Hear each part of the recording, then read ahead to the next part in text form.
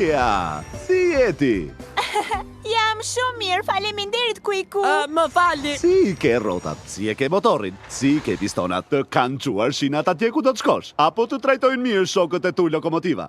Po më trajtojnë shumë mirë. Po ti, si je? Si ke rrotat, si e ke motorin, si ke pistonat? A të kanë quar shinat atje ku ti do të shkosh? Më thuaj, apo të trajtojnë mirë shokët e tu lokomotiva?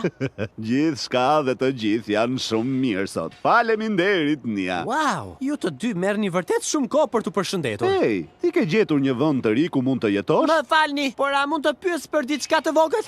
Të lutem, Kujku. Mendoj se është mirë të më pyesësh para se të digjet motori. A e ke parë këtë rrotull një makinë gare të verë të quajtur Ace? Unë duhet të takohesha këtu me të. Kishte shumë makina gare këtu më parë. Me të vërtet? Duhet i kishe parë, Nia. Zhurmonin si mushkonja të tërbuara duke ecur poshtë e lartë në përshina. Zip andej, zip këtej, zip. Dhe? E po, tani kanë ikur të gjithë, kështu që stacioni është përsëri i qetë. Mua personalisht, kështu më pëlqen. O, mos tani më duhet të nisem përsëri. Miru pafshim, Nia! Miru pafshim, shoku i Nia!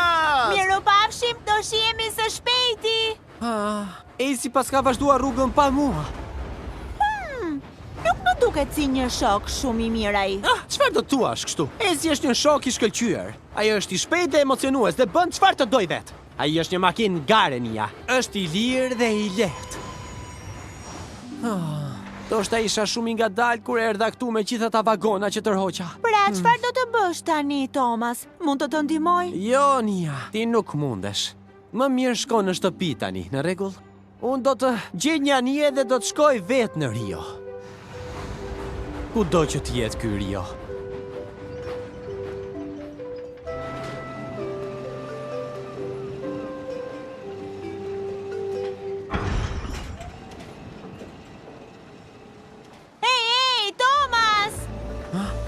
Çfarë po bën kështu ti? Unë mendova se do ktheheshe përsëri në shtëpi. Ti nuk duhet të jesh në asnjë mënyrë mbi këtë anije. Gëzou, sepse unë po vi me ty. Në rast se ndeshesh me ndonjë elefant të inatosur apo diçka tjetër, e di? Dhe gjithsesi, edhe unë kam dashur që të shoh botën gjithashtu. Çfarë? Por kjo është ideja ime. Ti nuk je i vetmi i cili mund të ketë ide, Thomas. Unë gjithmonë kam dashur të vizitoj vende të tjera. Ka shumë gjëra për të parë dhe për të zbuluar. Në Kinë, për shembull, ka male që duken si ylber. Me të vërtet? Male si ylber?